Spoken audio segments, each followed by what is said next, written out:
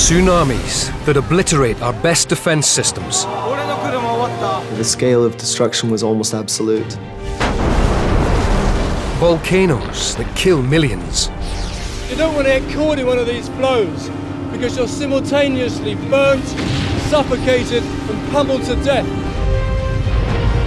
Earthquakes that expose the planet's inner secrets, and diseases that push humanity towards extinction. The travel doctor took one look and said, "You have the bubonic plague." But which catastrophes have had the biggest impact? We're going to reveal the top 10 ultimate natural disasters that have changed the world.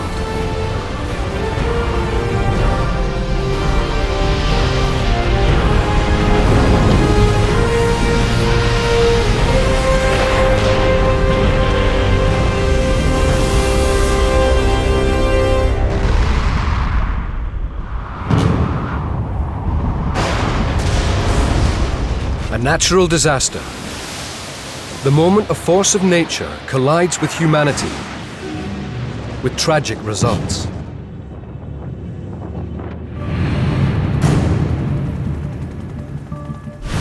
Now, together with some of the world's leading experts, we've put together a list of the 10 most devastating disasters ever. 2, 1. Disasters are rated by their magnitude, their lasting legacy, death toll, and the economic cost of the damage they caused.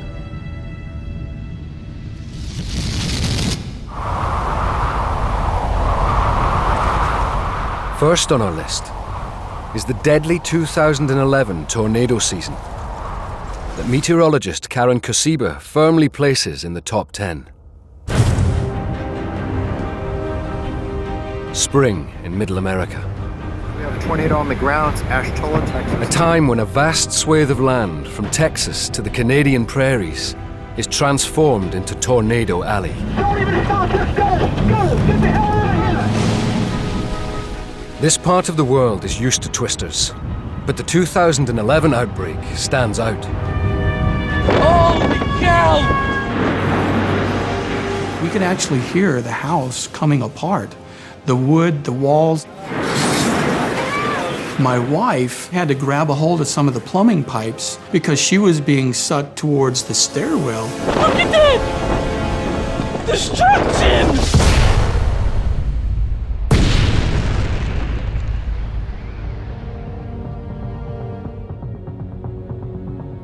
I've been collecting data on tornadoes for over 7 years now, and I haven't seen anything like the 2011 tornado season. Weather experts like Karen are only just beginning to piece together how a tornado forms.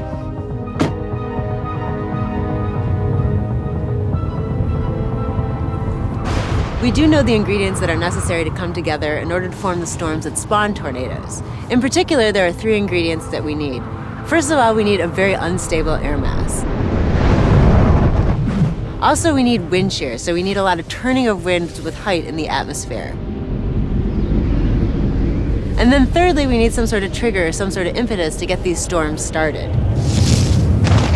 In 2011, all 3 factors come together to create the perfect tornado breeding ground.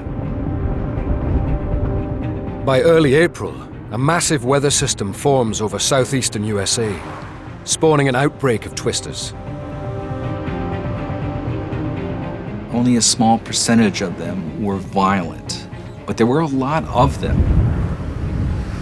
Unfortunately, in 2011, the violent tornadoes were impacting larger cities, and that's where we ran into our issues with people being unfortunately killed and injured. April the 25th, the start of a series of storms that'll generate 343 tornadoes in less than a week, killing 321 people. It's one of the deadliest outbreaks in US history.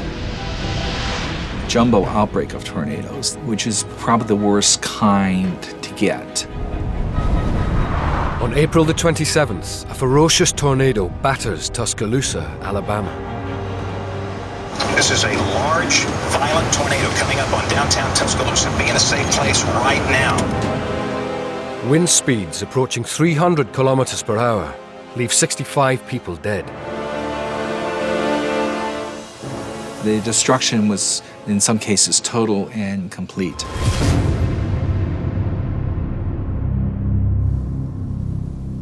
After the horrific events of April 2011, the start of May is eerily quiet. Until May the 22nd, a massive tornado takes shape. In its path is Joplin, Missouri.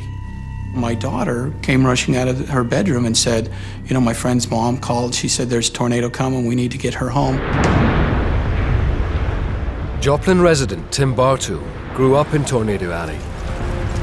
But even he's caught out by the storm's ferocity. Within a matter of a couple minutes, sirens actually started to go off. Cover on the ground right here. All right, get the sirens going. Get the sirens going. I'm telling you. The tornado carves a path through Joplin's southwestern suburbs. We're not stopping. I don't care what happens. You gotta go, Dad. You gotta go. With just seconds to spare, Tim Bartow and his family find cover. As I was going around the corner to go down the basement, the corner of the kitchen was coming apart. Could hear the sound coming. It was like these, you know, people say it was like it sounds like a locomotive, and it sounds like a dozen.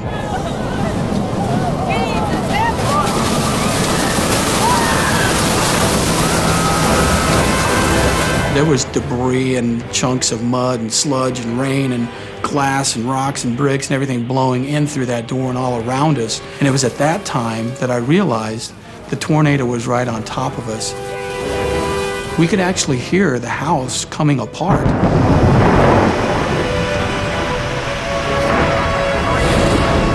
And I thought, there's nothing between us and the vortex of this tornado except 1-inch piece of wood that we have in the floor. And of course, the rest of the family, they were crying and they were just hysterical. I love everyone. I love everyone, man. Yeah, I love all you guys.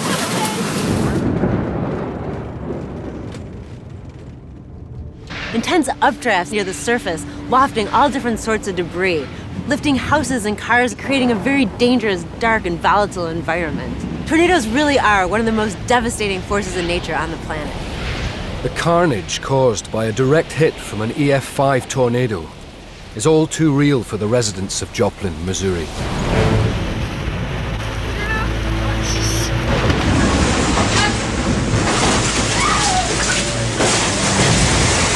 The south side of Joplin's just been leveled. Houses are gone. People are thrown, injured. I know we're going to have casualties. It is like an F4. It's gone. It's gone. And at that point, I didn't know how bad it was, but I knew we had survived a direct hit. Unbelievable. Look at the houses. That's when I got my first look at what had happened. With winds in excess of 320 kilometers per hour, the energy released is equivalent to that of a 10-ton bomb detonating. Hello? Hello? Oh, give her, sweetie. Give her, honey. The house now was gone. The kitchen was totally gone. And there were parts of other people's houses in our kitchen. And one by one, you'd see these piles of rubbles where an arm would poke through or a leg would poke through. Most of the family broke down and started to cry. Leaving 158 people dead, the Joplin tornado is the deadliest since modern records began. And with over $2.8 billion worth of damage, it's also the costliest. The 758 twisters in April are the greatest number ever seen in 1 month. It's for these reasons Karen Kasiba rates the 2011 tornado season as one of the top 10 natural disasters. Not only did we have a lot of tornadoes, especially in the months of April and May, but we also had tornadoes hitting populated areas.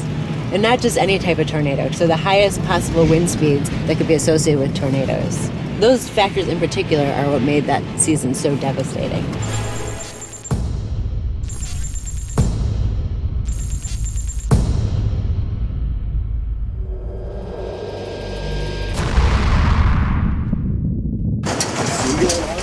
March 2011. A massive earthquake rocks the world on its axis. The epicenter, 65 kilometers off the coast of Japan. In Japan, we get earth tremors every few weeks. There's amazing earthquake technology. Within minutes of the quake, a huge tsunami is detected racing towards Japan's northern shoreline. What follows will leave the world reeling.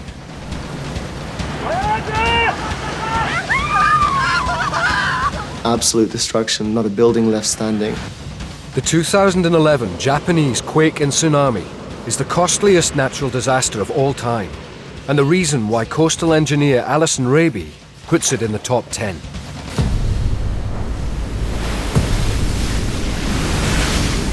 Japan has a long history of being hit by big waves. In fact, the word tsunami is Japanese for harbour wave. And it's this history that has led to Japan having the most sophisticated protection systems on the planet. Japan sits at the junction of 4 major tectonic plates. It's why the area is so geologically volatile, and why the Japanese are so well prepared to deal with the threat. So what went wrong in 2011? The problems begin on March the 11th. Earthquake detection systems predict a huge tremor with a magnitude of 7.2. Warnings are sent out. Chris Alderson has lived in Japan for 13 years. He's come to expect such tremors as an everyday part of life. Earthquakes are sufficiently common that people don't usually concern themselves with them overly. Some of them are so minor they barely even stir comment. Others, people will perk up their ears a little bit, point out the earthquake to their co-workers and get back to their work. At 2:46 p.m. local time, the earthquake hits.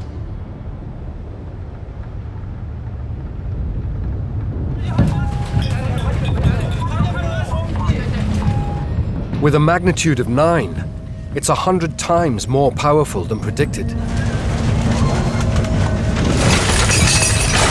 You tend to expect them to fade away as usual.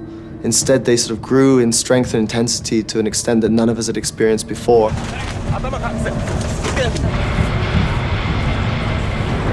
It's the largest known quake in Japanese history. One of the 5 most powerful ever recorded. The quake's epicenter is 65 kilometers off Japan's east coast, where a 300-kilometer section of the Earth's crust is pushed upwards by about 5 meters. It's a seismic event known as an undersea megathrust earthquake. The force of the shockwaves is so enormous, Japan moves 2.5 meters, and the axis of the entire planet shifts about 18 centimeters. Despite the magnitude of the quake, precautionary measures limit the damage. There's a great deal of education among the Japanese population about how to behave during such disasters. So whilst there was concern, there wasn't the sort of terrified panic which one might suspect. It appears technology has protected the Japanese. But the earthquake is just the first phase of a double disaster they are to face that day. Because the tremor has given birth to a tsunami, and it's heading towards Japan's northern coastline. Coastal engineer Alison Raby has been studying why the events of 2011 escalated into one of the worst disasters of its kind, placing it in the top 10. We're going to simulate that megathrust type event using this hinged board down here. That's going to represent the edge of the crust that comes up in that type of rupture, and we're going to spring that plate up, and that's going to raise a huge body of water. 3, 2, 1.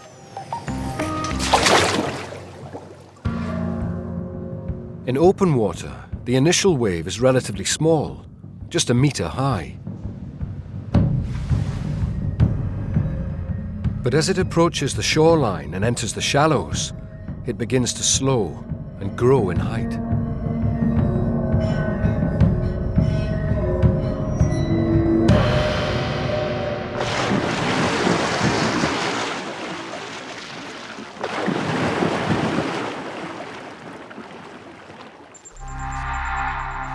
All too aware earthquakes can cause huge waves, Japan has a sophisticated tsunami warning system. In Japan, when there is a tsunami, warnings are automatically generated, which are heard on cell phones, brought onto television stations. Immediately, people were aware that something was going on. Along Japan's northeast coastline, people begin to evacuate or take refuge in designated shelters. Japan had one of the best defended coastlines in the whole world. And here we recreated certain parts of the Japanese coastline. Raby and her team have reconstructed particular towns and their defences to examine how they coped when the tsunami hit. We start here in the city of Kamaishi. Kamaishi was a deep water port and it had the world's deepest breakwater. This was protecting the very large steel factory and a large population.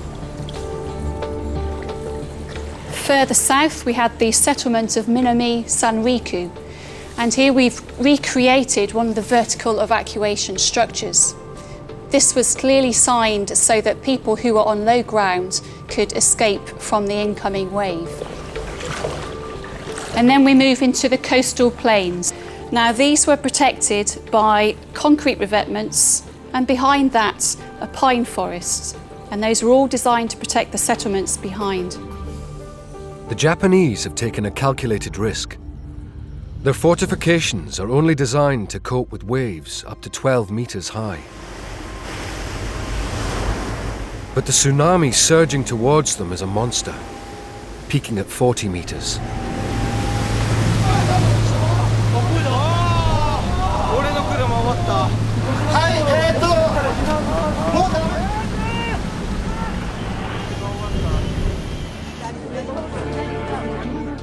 In Tokyo, Chris Alderson is stunned by what he sees. As we watched images on the screen of hundreds of thousands of people losing their homes and being hauled from their day-to-day humdrum lives, it was something none of us could comprehend at first. Alison Raby recreates the tsunami in miniature.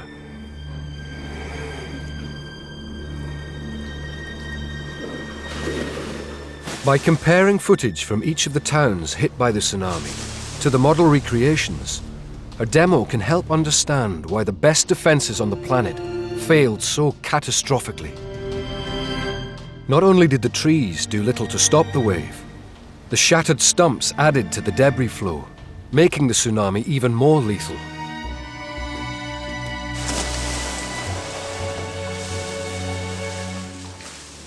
The shelter in Minami Sanriku remained intact, but many similar shelters were too close to the shore, with over 100 ending up underwater.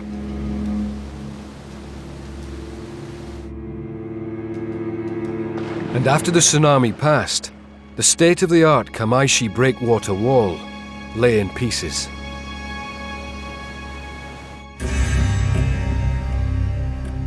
To help the victims, Chris Alderson heads north to the flood zone. We went from the humdrum day-to-day life in the big city to suddenly traveling through what appeared like a set from a science fiction post-Holocaust movie. To suddenly see these people torn from their homes, to see the scale of this destruction and death, where a boat is dropped in the middle of a village, or a large articulated truck is stranded on the roof of a factory.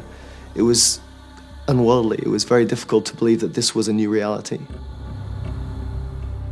The disaster gets even worse when a flooded reactor at the Fukushima Daiichi plant melts down. Initially, reports were unreliable. We were not certain to what extent the radiation had spread and whether or not the situation was about to get worse or was going to come under control. Thanks to the courage of the reactor workers, the situation is brought under control.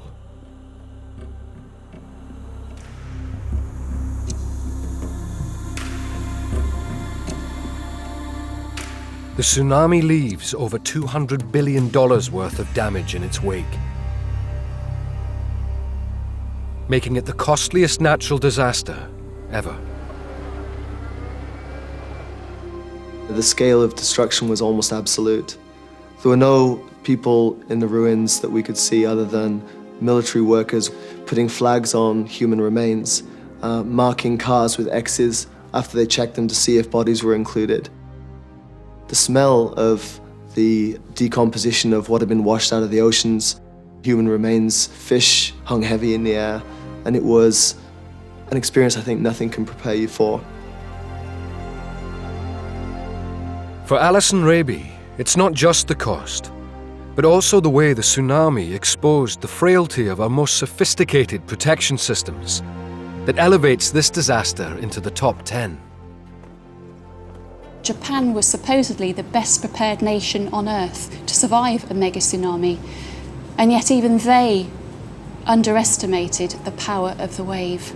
And for that reason, I believe that this event is one of the world's worst natural disasters.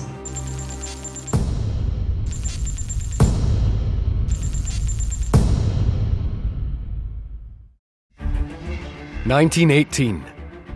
A viral disease known as the Spanish flu is spreading around the globe like wildfire. Decimating every country it touches, the virus kills an estimated 30 million people in less than 6 months. And 100 years on, its deadly descendants are now one of the biggest threats we face. The CDC is working to develop a vaccine. We are closely monitoring the emerging cases of swine flu in the United States. The speed with which the Spanish flu killed millions is why virologist Dr. Mike Leahy nominates it as one of the top 10 natural disasters.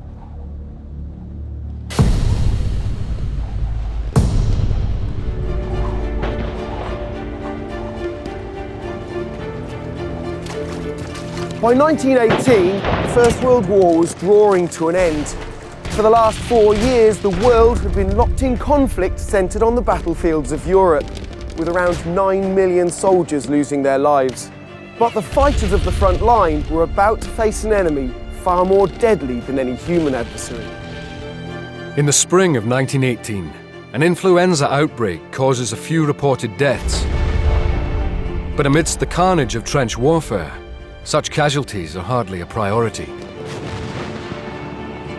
Unknown to the men on the front line, the virus that causes the flu is mutating into a far deadlier strain.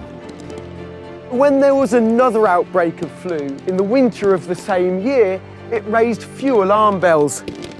But this time, it was different. The onset of disease was alarmingly quick, with some dying within the first 24 hours. Even battle-hardened medics were horrified by the gruesome way the men died. The lungs of many victims were so full of fluid, they were compared by pathologists to the lungs of the drowned.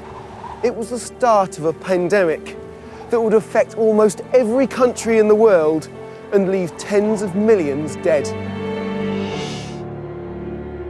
In the warring countries, news about the outbreak was limited. But the disease was heavily reported in neutral Spain, earning it the name Spanish flu. Leahy believes that conditions in the trenches could provide clues to the source of the outbreak.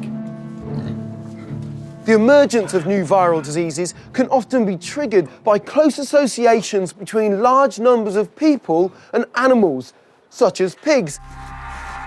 When humans become infected with an animal flu virus, an entirely new strain of influenza can be created. Hence the name of outbreaks such as swine flu or bird flu. So it's not difficult to imagine that during the First World War, when large numbers of soldiers were barracked right next door to animals, often in the presence of gases that could possibly be mutagenic, a new virus could surface. With the men crammed together, the disease tears through the ranks. In the US Army, as many as 1 million men contract the virus. But the epidemic in the trenches is only the beginning. On the 11th of November 1918, peace is declared. Returning troops unwittingly spread the disease across the globe, escalating it into a pandemic. Mass celebrations accelerate the transmission, and up to 1 billion people, half the world's population at the time become infected.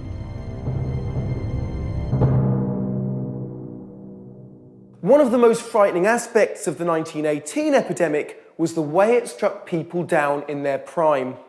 The death rate among 15 to 34-year-olds was around 20 times higher than that of other flus. Why was Spanish flu so deadly to those who should have been the fittest?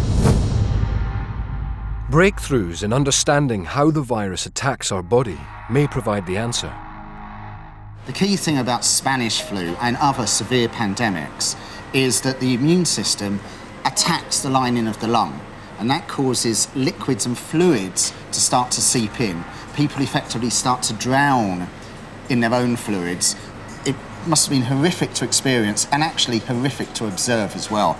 There's lots of descriptions in the medical literature at the time of these patients slowly turning blue, and when nurses and doctors saw that, they knew it was their end. And this wasn't something that was unique to weaker or old people, quite the opposite. Absolutely. In fact, they were young and healthy probably contributed to it, because what caused the damage to the lungs is part of the immune system, and it's called a cytokine cascade. So your immune system started to damage the lungs, and that's what allowed the liquids and the fluids to get in there and for people to actually drown. The viral descendants of Spanish flu are still claiming lives in the 21st century. 2009, the H1N1 swine flu kills up to 500,000 people, causing the World Health Organization to raise the pandemic alert to the highest level. Swine flu is just one of many diseases that can trace their origins back to the World War I outbreak. Other diseases may have killed more people, but none so swiftly. In 12 months, Spanish flu claimed the lives of between 20 and 100 million people. Potentially, that's 10 times the number of soldiers who died during the 4 years of World War I. In the US, the epidemic reduced average lifespan by 10 years. And it's these horrific statistics that place Spanish flu firmly in our list of natural disasters.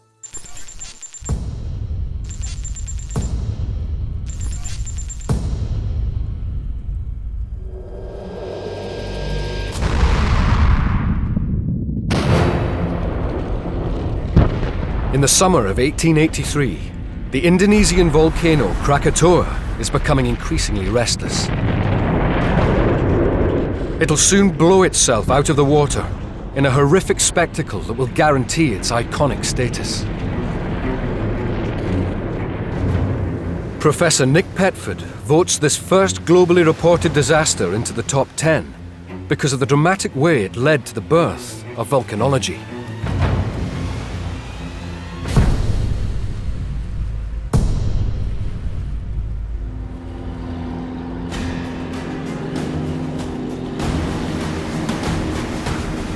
Petford travels to where the legendary Krakatoa once stood.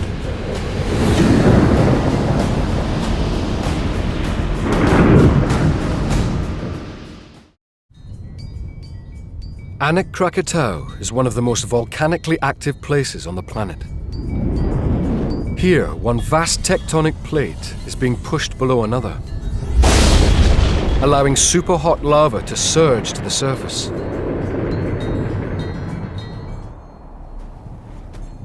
Since the 1950s, the volcano has grown in height by an average of 4 meters a year.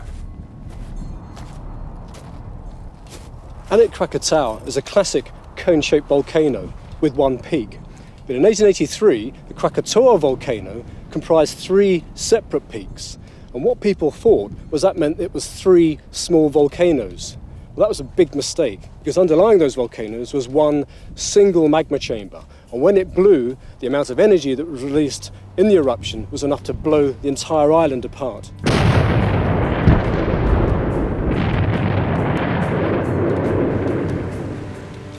At the time, there were hundreds of Europeans living in the area, trading the spices that flourished on the fertile volcanic soils. But there was one Dutch expat in particular, a man called Roger Verbeek, a geologist. Verbeek spent the summer before the eruption of 1883 surveying the islands. Verbeek's report would play a crucial role in establishing Krakatoa's lasting legacy. Sunday, August the 26th, 1883. The morning calm is shattered by one massive explosion after another.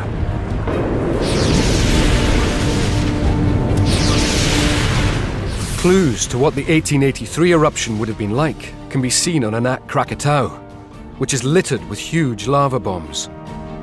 Now, this is a big piece. It's about the size of a car. And around me here there are 2 or 3 similar sized bombs. But in 1883, when Krakatoa was in full eruption, the sky would have been full of hundreds of these sorts of bombs, flying not just hundreds of yards, but perhaps tens of miles. Literally a rain of fire falling from above. By 2 p.m., a black cloud 3 times the height of Mount Everest surges up from the volcano. In the immediate aftermath of the 1883 eruption, we know from eyewitness reports that the skies darkened, day turned into night. And that was because so much ash and dust was thrown up into the atmosphere. But the effects were felt farther away than just Indonesia. People talk of strange sunsets with vivid colours in London, in Paris, in New York. And all of those things were due to the volcanic eruption in 1883. 27th of August, 5 a.m. 4 monstrous eruptions rip through the volcano. The force of the blast is 13,000 times that of the bomb dropped on Hiroshima. The sound generated is the loudest in recorded history. The explosive eruptions throw out billions of tons of pulverized rock, scalding hot ash, and gas that accelerate down and away from the volcano. It's been calculated these pyroclastic flows have enough power to climb over 830 meters, twice as tall as the Empire State Building. Now, you might expect a pyroclastic flow when it hits the sea to stop because of the water, but that's not the case. Sometimes a pyroclastic flow, if it's strong enough and hot enough, it can hit the sea and keep on travelling. Steam forms around the front of the flow and protects it from the water. And we know this was the case in the 1883 eruption, because on that morning, villagers in a town called Ketimbang gathered to watch the spectacle. Within minutes, the super-fast, super-hot debris crosses the 40 kilometers of water towards the residents of Ketimbang. Probably the last thing that they ever saw was a pyroclastic flow emerging from the waves. And you don't want to get caught in one of these flows because you're simultaneously burnt, suffocated and pummeled to death by the rock. Around 1,000 of Ketimbang's residents die instantly.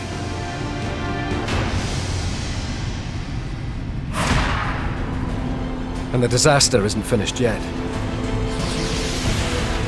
During Krakatoa's final death throes, the volcano collapses into the ocean. The splash triggers a tsunami of epic proportions, traveling at 320 kilometers per hour. In its path is the small Javanese settlement of Anya. On the west coast of Java, a Dutch lighthouse, very similar to the one that stands here today, towers above the surrounding buildings. It's constructed to cope with the worst that the weather can throw at it. Even though the tsunami is heading their way, the keeper and his family choose to stay to ensure the lighthouse remains operational. So in a building like this, made from reinforced steel, they must have felt safe, even from the most powerful of waves. But adding to the power of the wave are huge chunks of rock torn from the seabed. When the wave struck, it was 40 meters high. That's about 130 feet, nearly as high as I am here now. The wave ripped up from the sea floor great big lumps of coral and slammed them against the side of the lighthouse. And despite being reinforced with an iron girder, the lighthouse collapsed.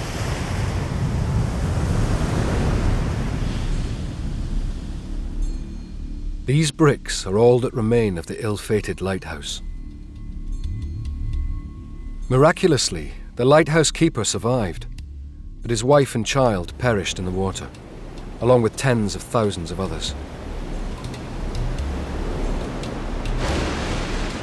It's the most destructive tsunami created by a volcano in history. As the sun sets on the 27th of August 1883, Krakatoa is no more. The volcano has blown itself out of existence.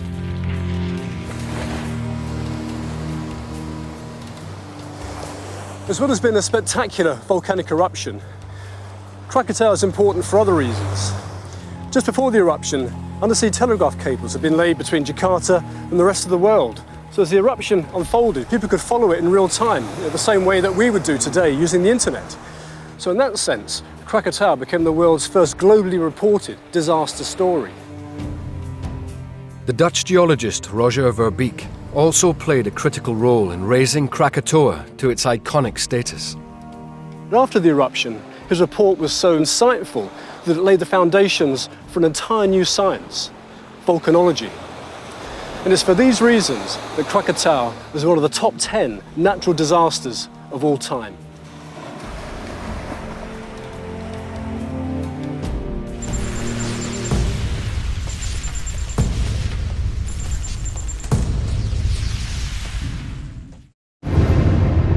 On August the 24th, 2005, a tropical storm forms over the Bahamas.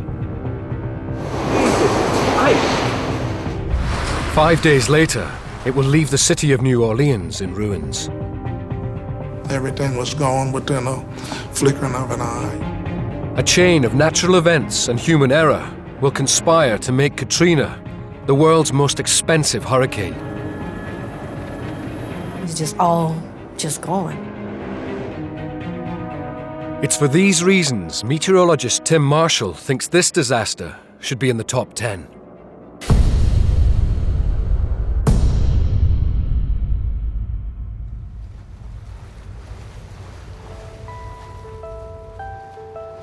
New Orleans is a city surrounded by water. 300 years ago, it was just a small settlement on the bank of the Mississippi River, high above sea level. But over time, it's expanded out into marshlands, and people now live below sea level in much of New Orleans. With large sections of the city below the waterline, people here are particularly vulnerable to hurricanes. Because it's not just the high winds that make these weather systems so dangerous, but the body of water that's pushed before them, known as a storm surge. Many hurricane deaths are the result of drowning. On the 24th of August 2005, the National Hurricane Center is tracking the tropical storm that will become Katrina. Katrina first formed, it was nothing really unusual. It was pretty much like any other tropical system at that point. The storm soon intensifies to a Category 1 hurricane. So our demeanor at that point was to treat it like a normal hurricane that we've seen many times before. Like all hurricanes, Katrina forms as rising warm air from the sea creates strong winds and thick clouds full of moisture. Fueled by the unusually warm seas of the Gulf of Mexico, Katrina quickly grows into a much bigger and more powerful hurricane. Back at the Weather Center, Katrina looms large on the screens. The satellite imagery revealed a huge eye. It became apparent that we were dealing with a Category 5 hurricane at this point. The data shows Katrina will strike New Orleans in less than 24 hours. We had to start issuing our watches and warnings and statements. Every person is hereby ordered to immediately evacuate. Those that can get out of town. 1 million people flee the city. But many people simply can't afford to leave. Stanley and Betty Stewart live in the lower 9th Ward.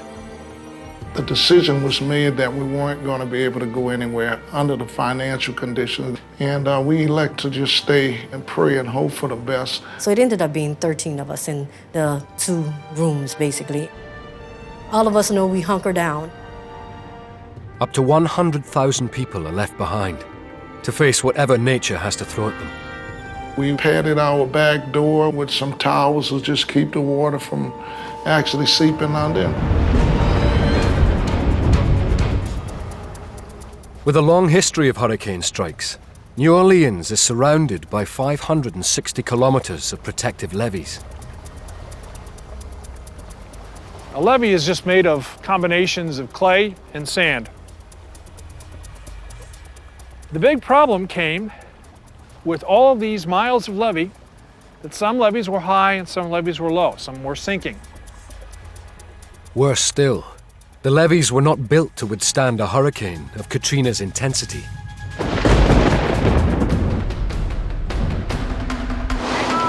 The 29th of August, 6:10 a.m. Hurricane Katrina strikes land with wind speeds of 210 kilometers per hour. With waves up to 8 meters high, the largest storm surge in American history pummels the Gulf Coast. New Orleans is inundated with water.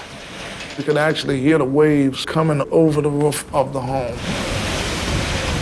Those stranded have little idea what to do. Don't panic. Keep these children down. My brother, looked at me. I said, man, we just really need to pray. I say, because visually it actually looked like it was going to be your last day on earth. 2 p.m. and the residents of the lower 9th Ward are in serious trouble. We got major flooding here. Lots of problems here, lots of problems. Some people were actually, by that time, in 20 feet of water. Some of our friends that were in homes, they had loss of life. The 30th of August. The hurricane has blown itself out. All the main communication lines are down. Just trying to figure out, are we the only people left? Or is there anybody else around?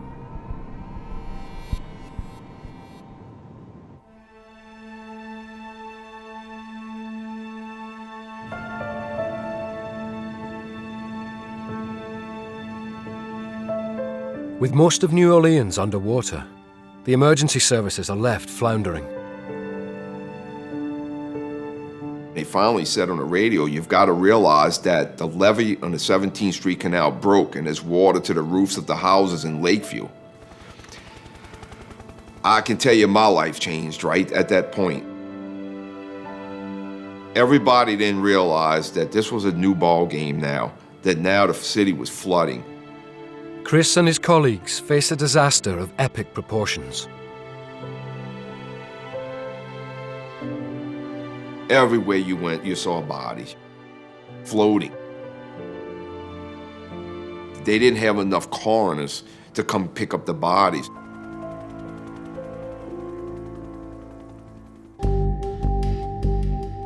The survivors are corralled into the New Orleans Superdome and Convention Center. The conditions that was at the convention center was unbearable. People were thinking that they were going to go to a lit shelter where maybe there would have been food or clothing or water. It was nothing. And people were literally just abandoned out on the streets. With over 46,000 people, some are left with little option but to fend for themselves. People were dying for lack of resources. We were like, oh my goodness, is this the end of the earth? Is this the end of life?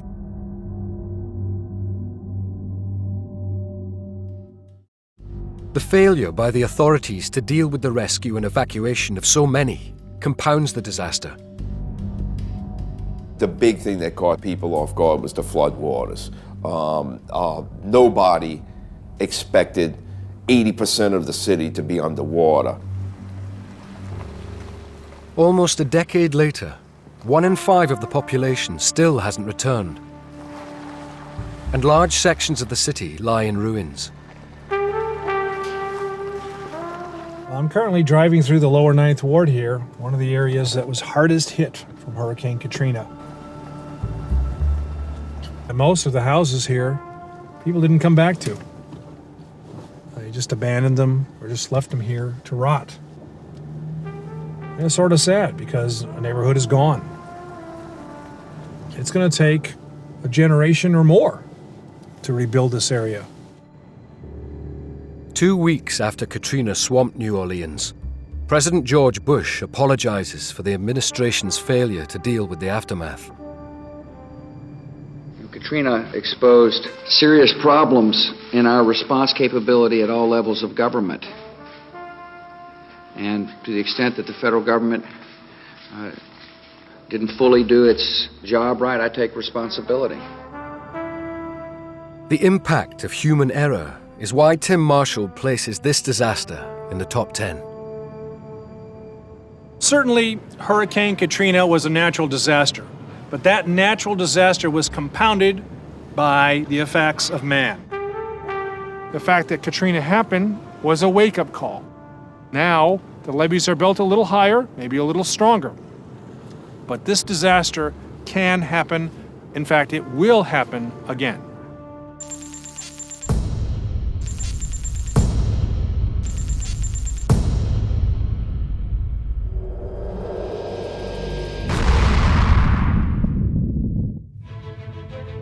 This is how the Earth looked at the end of the last ice age.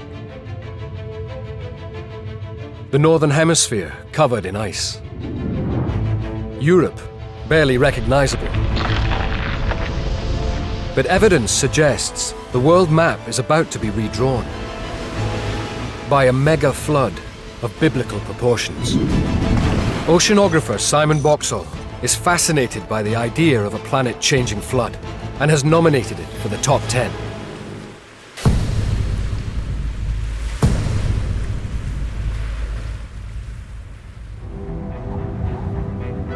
This disaster begins around 10,000 years ago, at the end of the last ice age. A huge glacier covering an area we now know as Canada is receding. As it melts, a vast freshwater lake bigger than Texas forms. For a time, the water is contained behind a wall of ice. But 8,500 years ago, this ice gives way, releasing this colossal body of water into the world's oceans. This had a dramatic impact on the already rising sea levels, adding a further 1 to 2 meters, 3 to 6 feet, in a very short period of time. And if that was to happen today with the same speed, it would completely devastate London, New York. In fact, it would impact on every coastal nation around the world. And in the ancient world, the rising waters spreading across the planet could have also led to disaster. Because according to some studies, the area now covered by the Black Sea was once home to one of the largest populations of the time. 9,000 years ago, this would have been an enormous valley leading down to this huge freshwater lake. It would have been filled with settlements, farmlands, a population of over 100,000 people. But that all changed when the floodwaters hit. Swollen by the mega flood, water from the Mediterranean begins to pour into the region, transforming the once fertile land into a saltwater sea.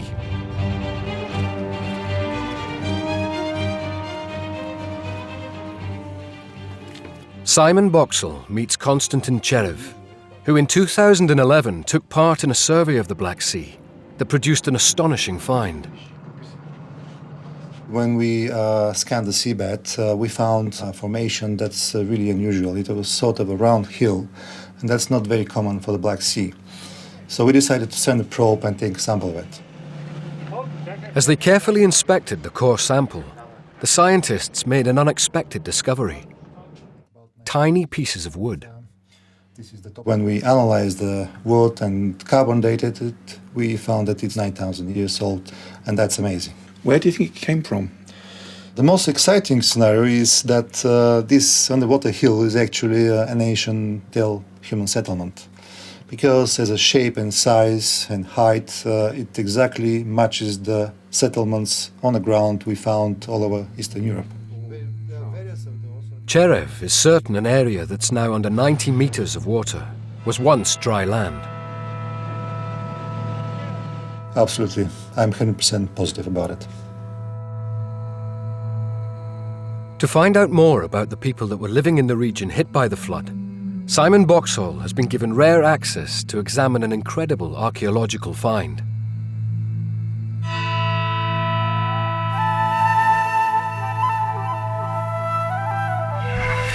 Unearthed from a nearby burial site dating back over 6,000 years were over 200 skeletons, along with a spectacular treasure trove of gold.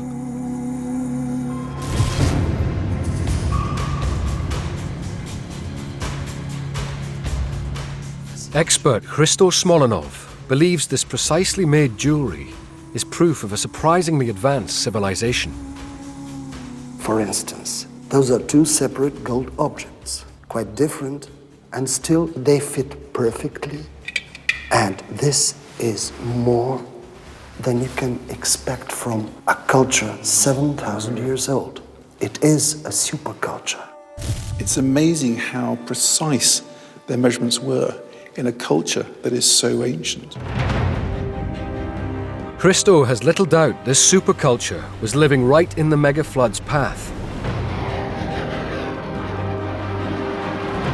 And he believes the exodus of these people played a crucial role in the development of Western civilization. I think the migration of this superculture that followed some of the catastrophic events that took place here is responsible for the migration of knowledge as well. If Smolenov is correct, it is possible that the scattering of this ancient population may have sowed the seeds from which the Egyptian and Greek cultures eventually grew 2,000 years later. Simon Boxhall is also convinced of the profound effect this mega flood had on humanity. This flood drove apart a burgeoning civilization, possibly one of the earliest we know. And yet, this flood could have been the catalyst that led to our modern civilization. And it's for this reason that I believe that this ancient flood deserves its place amongst the world's top 10 natural disasters.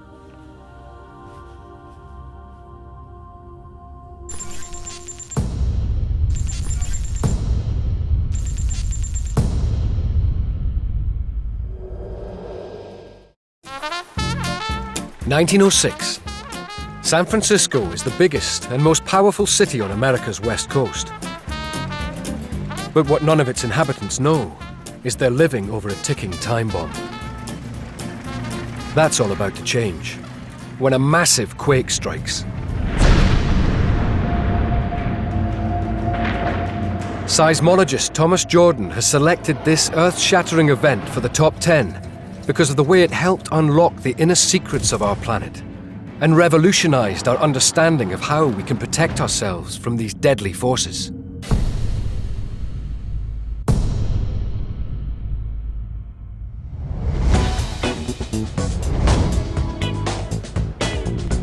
Modern-day San Francisco. Its famous switchback streets provide clues to just how geologically active the area is. The hills here in San Francisco and around the San Francisco Bay remind us that the forces that caused them are the same as those that caused the 1906 earthquake. At the time, of course, people didn't understand that this beautiful topography was related to earthquakes. That would become very evident on April 18th, 1906. On the night of April the 17th, the famed tenor Enrico Caruso performs at the San Francisco Opera House. But in just a few hours, this proud city will be turned into a disaster zone. At 5 in the morning, things were pretty quiet. But suddenly at 5:12, the earthquake hit. An earthquake with a magnitude of 7.8 shakes the city. Roads rip apart and people panic. People realized it was an earthquake, but very few understood where the earthquake might be coming from and what might happen next. Buildings never designed to withstand earthquakes crumble.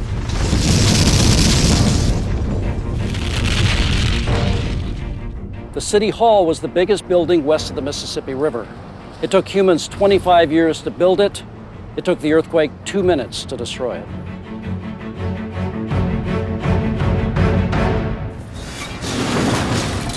It's not just the collapse of their homes the residents have to deal with. The tremors crack gas pipes. All it takes is one flame to ignite the fumes.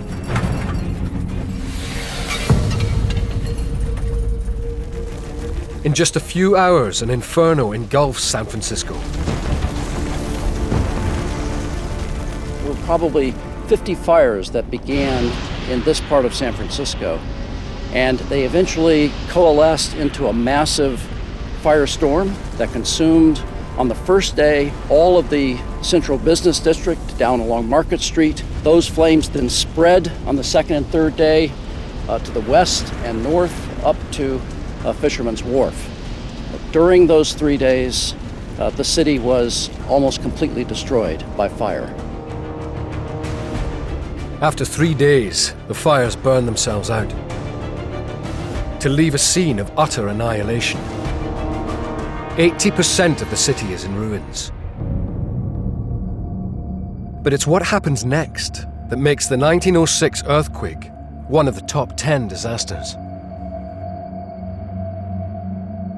3 days after the 1906 earthquake, before the fires of San Francisco had stopped burning, George Pardee, the governor of California, appointed a special commission to study the earthquake and learn from what had happened.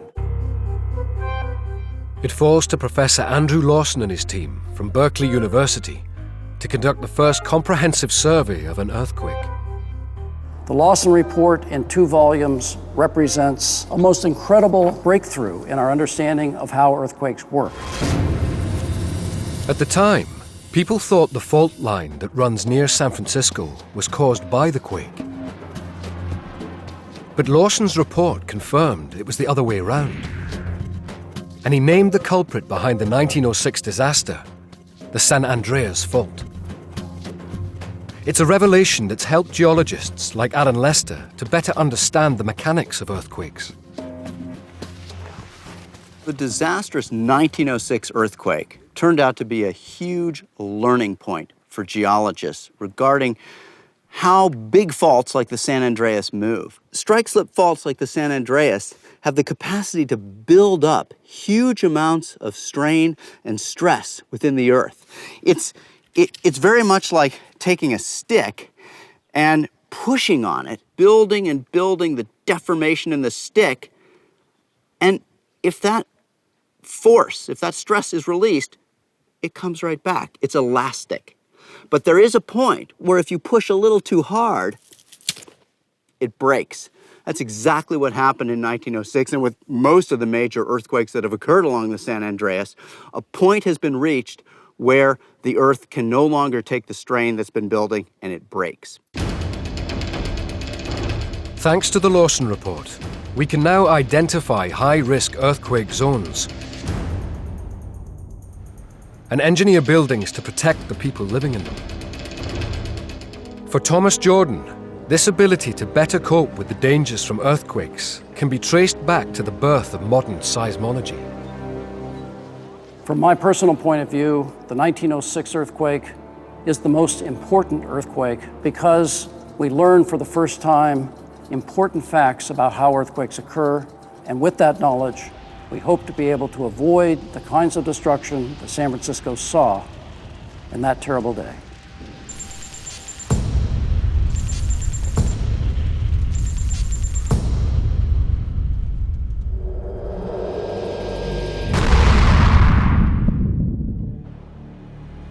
The 7th of June, 1783. For weeks, rumbling from deep inside the earth has disturbed the peace of the Icelandic countryside. Within 24 hours, it will be ripped apart and transformed into a fiery hell on Earth. It's the start of a toxic cataclysm that will engulf the Northern Hemisphere, claiming countless victims from Europe to Asia.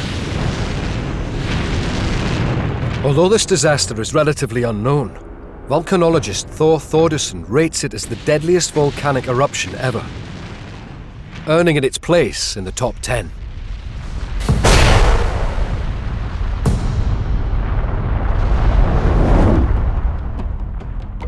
Sitting directly on top of the mid-Atlantic ridge, where two vast plates are pulling away from each other, Iceland is one of the most volcanic places on Earth.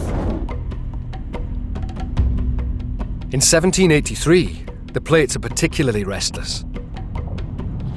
As they lurch violently apart, a 30-kilometer crack in the Earth's surface, known as the Laki Fissure, rips open.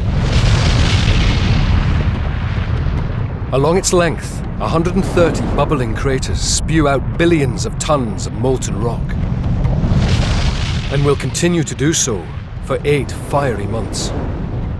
It is the largest eruption on Earth in the last 500 years. That makes Laki one of the greatest eruptions in history. As Laki erupts, over 40 billion tons of lava spill out of the fissure, enough to engulf a city the size of Chicago. Normally, when lava is exposed to air, it cools and solidifies, which limits how far it can travel.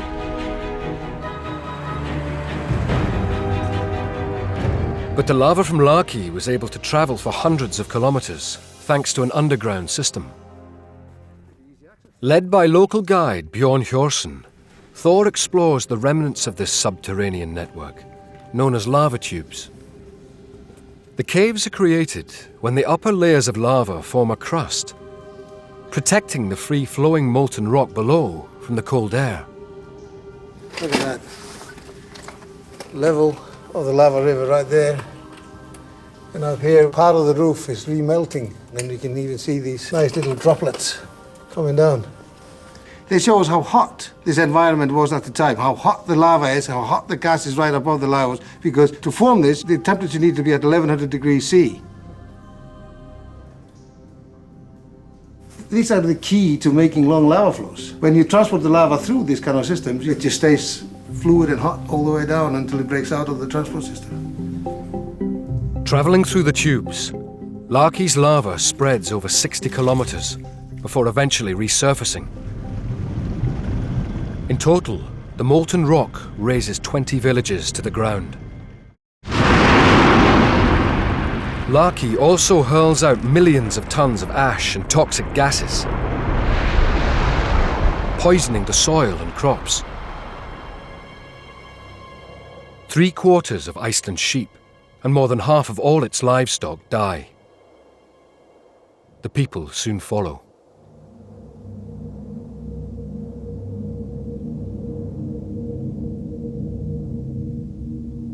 Because of starvation and other diseases, about 21% of the Icelandic population perished as a consequence of the Laki eruption. But the Laki eruption is to have an even more disastrous effect on the rest of the world. Although remote, Icelandic volcanoes can have far-reaching consequences, as recent events prove. The cloud from Laki engulfs a vast part of the Northern Hemisphere and carries with it something far more deadly than just ash. A total of 120 million tons of sulfur dioxide were emitted into the atmosphere, where it reacted with atmospheric vapor to produce sulfuric aerosols. These aerosols block the sun's heat, causing global temperatures to plummet. In Europe, the cold causes intolerable food shortages. Some experts believe these drove hungry peasants in France to rise up, eventually leading to the French Revolution of 1789. Across the Atlantic, temperatures also dropped dramatically. On the eastboard of North America, The winter 1783-84 is the longest and the most severe on record. It was so cold that people saw ice floes on the river Mississippi. Larky's malign influence on the climate throws monsoon cycles into disarray, leading to widespread crop failure. Up to a sixth of Egypt's population, and many more across India and North Africa, die from starvation. So in total, Larky may have caused the death of almost 2 million people in 1783. Despite its remote location, Larky had a profound effect on the entire planet. It disrupted global climate and caused deadly famines as far away as Africa and Asia. Its impact on nature, the atmosphere and the weather, people and history, in my view, makes this one of the most important natural disasters of all times.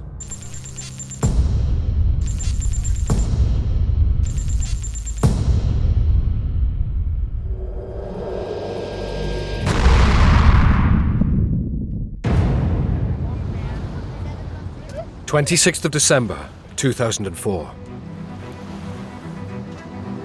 Tourists relax on the beaches around the Indian Ocean. In just 3 hours, the lives of hundreds of thousands of people will be wiped out. Get inside, get inside. By the deadliest tsunami ever seen. It's this disaster that tsunami expert Jose Barrero has selected for the top 10.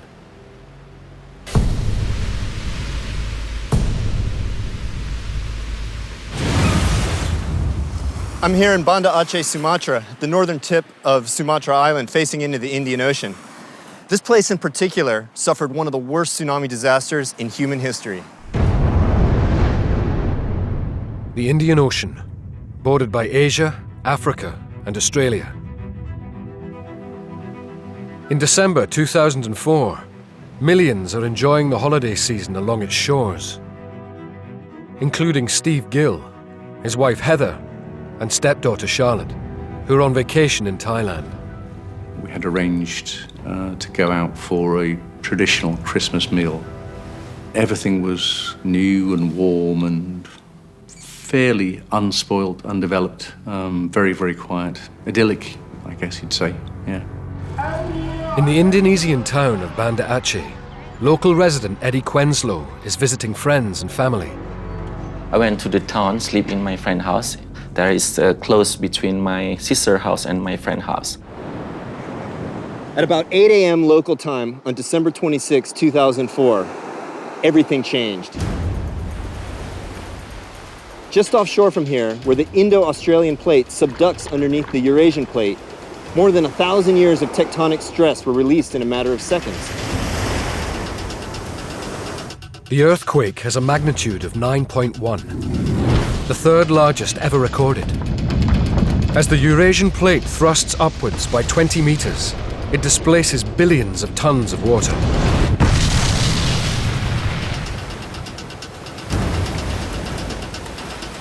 The resulting wave traveled east towards Thailand and Indonesia and west towards India and Sri Lanka. And in the tsunami's path were millions of people. Peaking at 800 kilometers an hour, the tsunami will take 30 minutes to hit the Sumatran coast. Around an hour later, it will reach Thailand.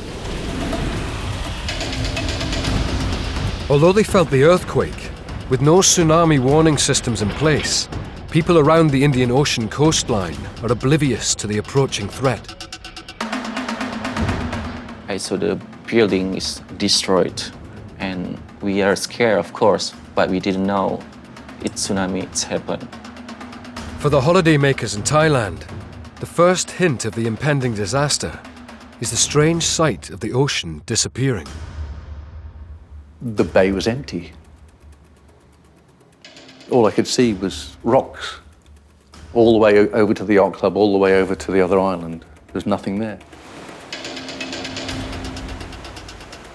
One of the more enduring and dramatic images of the 2004 tsunami was the withdrawal of the water level from the shoreline, leaving the entire foreshore area exposed. This is a phenomenon known as drawdown, and it's caused by the tectonic displacements offshore. While one section of the plate is thrust upwards, the section of the plate closer to the coastline actually subsides, and the water rushing in to fill that void is what causes the withdrawal of the shoreline. Had more people realized that this was the sign of an impending tsunami, perhaps more lives would have been saved.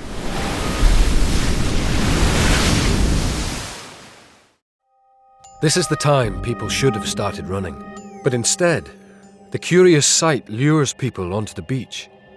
It was bizarre, but it was fascinating. I think I did actually briefly go to the front of the house again and look and think about, walking out. And I thought, no, that's just not right. It's wrong. Exactly how it's wrong, I don't know, but it's wrong. By the time many react, it's too late. Myself, my wife, and my stepdaughter discussed our next move, and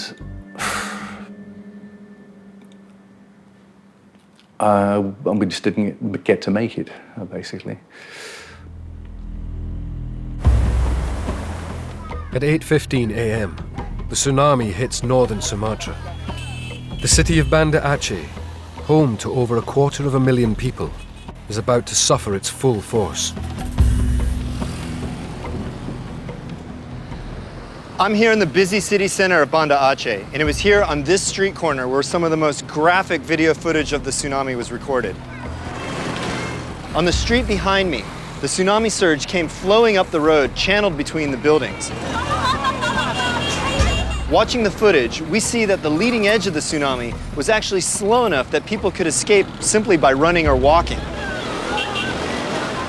However, this part of Banda Aceh is very far from the ocean, and people simply didn't know what to do. As the flood depth increases, so too does the speed of the flow, until there's no way to escape unless you can get to high ground. That's what the person who shot this video did. He climbed up over here.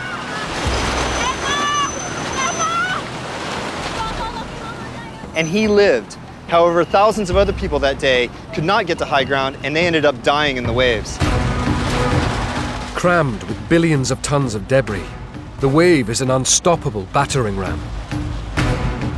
Eddie Quenslow is one of the many that scrambled to safety near the Grand Mosque. Materials come like the iron, the stone, the rocks, the bed, shirt, motorcycle, a car. You can see people mixed with the water, everything material. The tsunami wave came right through here. These are very sturdy concrete buildings, and many of them weren't knocked over by the tsunami, but rather the water flowed through them, between them, and actually channelized the flow and made it speed up and get deeper in some areas. The water here didn't go past the first story. It was all pretty much less than about 8 or 10 feet deep. So in terms of escaping, a lot of people could have gotten away just by getting up to the second story, as the cameraman did at the corner. I was thinking, I will die. And I saw many people need help. But I could not help because too many people need help.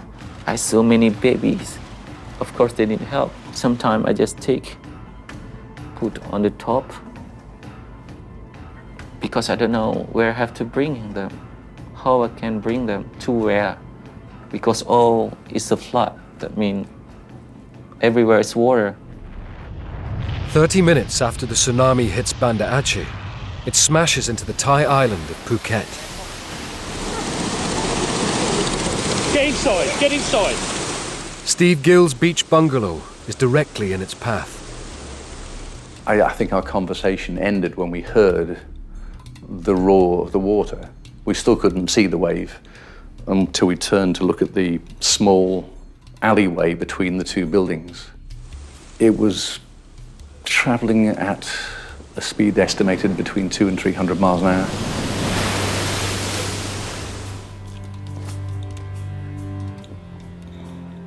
And it was just, the scene was obliterated by water. It was 30 foot high. And by that time, there was nothing we could do, nothing. I remember being struck by the water. Realistically, there wasn't any expectation of ever coming out the other side. It was just, you know, is this the way it ends? Because the sheer power of what has hit you doesn't allow any space for an escape plan. There are no plans for the future.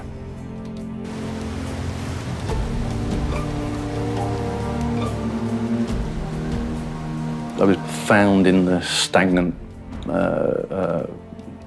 wreckage, if you like, about a quarter of a mile up the road. Although he soon reunites with his stepdaughter, Steve is never to see his wife alive again.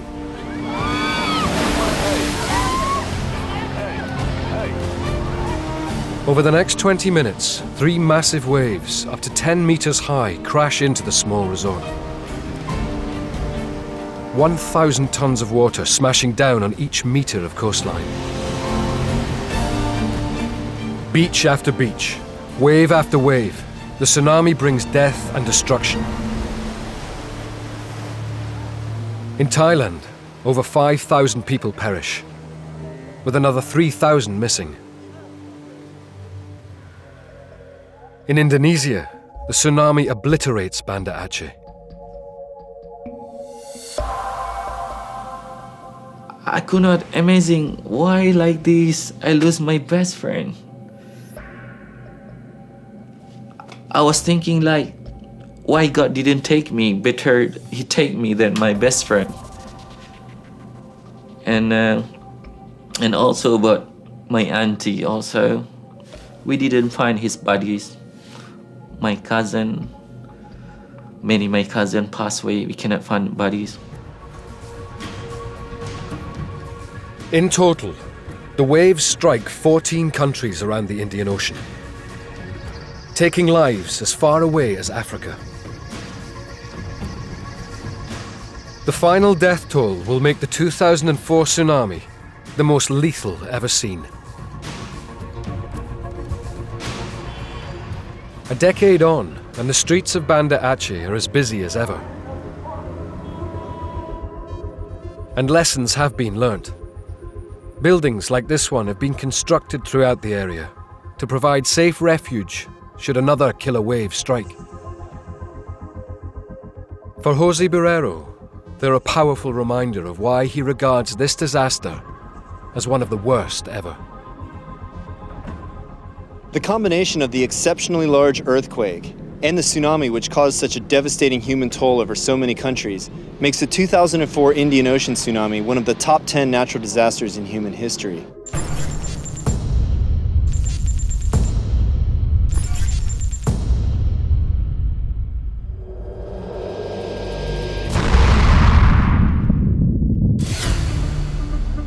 The year is 1348. All around the world, people fall victim to a strange disease. So many die, it pushes the Earth's population towards the brink of collapse. It's an age-old killer that even today can attack without warning. I could not move a finger. I could not eat. I could not drink. I could move my eyeballs and I could blink. Historian Susanna Lipscomb has chosen the apocalyptic calamity of the Black Death as our final top 10 natural disaster.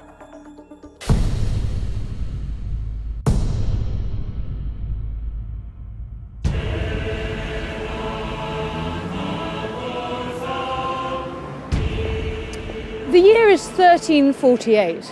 One of the most extraordinary, and for historians like me, one of the most fascinating episodes of world history is starting to unfold. Word is spreading across medieval Europe that people are dying of a strange pestilence. Having reached the banks of England, it's headed for London, and there's nothing that London's teeming population can do to stop it.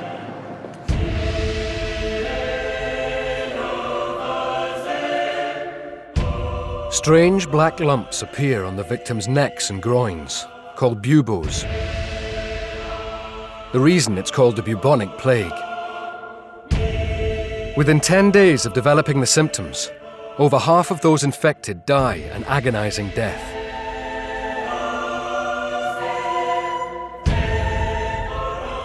But the bubonic plague is not a disease consigned to history. As John Tull discovers when he develops strange symptoms while on vacation in New York. We took a cab to the travel doctor's office. I was so sick by that point that I could not sit in a chair in his waiting room, and I laid down on the floor. And he took one look and said, "You have the bubonic plague." With his condition rapidly deteriorating, John and his wife Lucinda are rushed into hospital. By this time, I was totally out of it, and they suggested that they put me in a medically induced coma. Lucinda and I talked about it a little bit. We thought it might be 1 or 2, 3 days. Well, it turned out to be 90 days. Within 2 days of his going into this coma, his extremities started turning black, his hands and his feet. Today, in the West, the chances of catching the so-called Black Death are slim. But in the 14th century, conditions are primed for the plague to spread like wildfire. The world population had dramatically expanded over the previous centuries. London had gone from a population of 15,000 in the 12th century to 80,000 in the 1300s, all hemmed in between the river and the old Roman walls. London was more densely populated than it had ever been. Perfect conditions for an epidemic to flourish. The squalor is extraordinary. With no sewage system, human and animal waste runs down the streets like a river. Yet despite the filth, medieval London's a thriving centre of international commerce, as it is today. This might look quintessentially modern, but trading has been going on in London since medieval times. The city was packed with people. It was a commercial hub.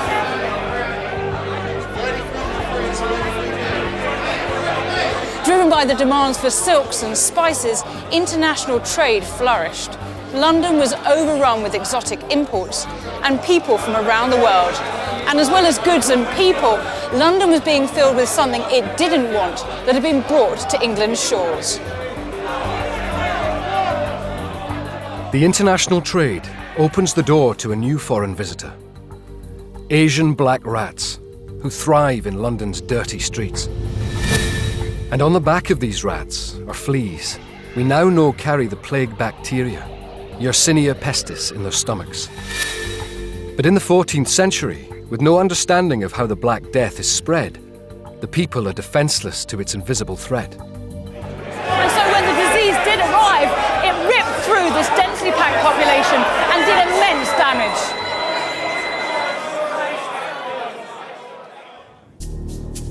Although uncommon, rats carrying plague-infected fleas are still found in some parts of the US. We live on 5 acres and it's in the country. And we have thousands probably of rodents just on our 5 acres. And maybe a third of them have the plague. All it takes is one bite from an infected flea.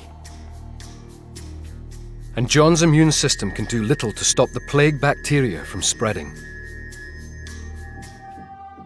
While John is still in his coma, Lucinda is forced to make a life or death decision.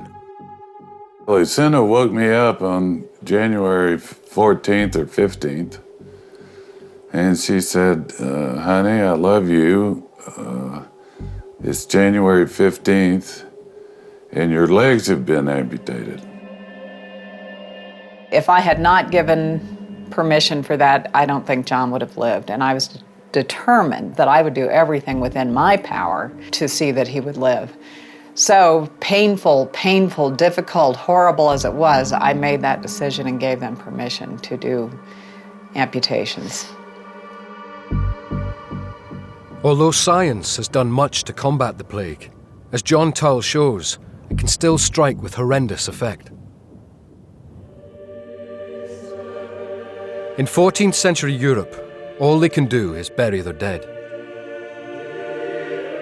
Excavated plague pits in London give a terrifying indication of just how fast the disease kills when it enters a city's walls.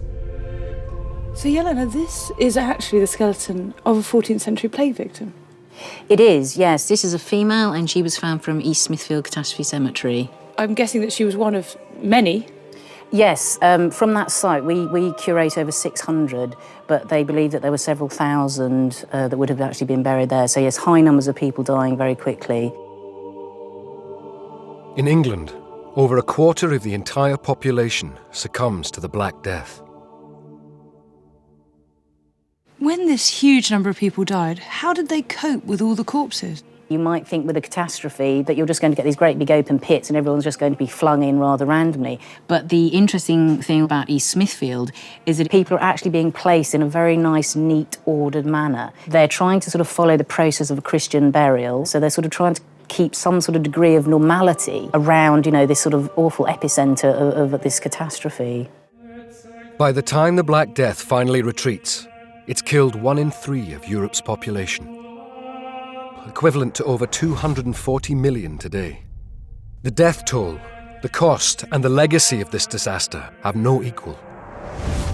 The Black Death was the most profound disaster that humankind has ever known. Its symptoms were horrifying and degrading. It brought fear and humiliation. It was sudden and lethal.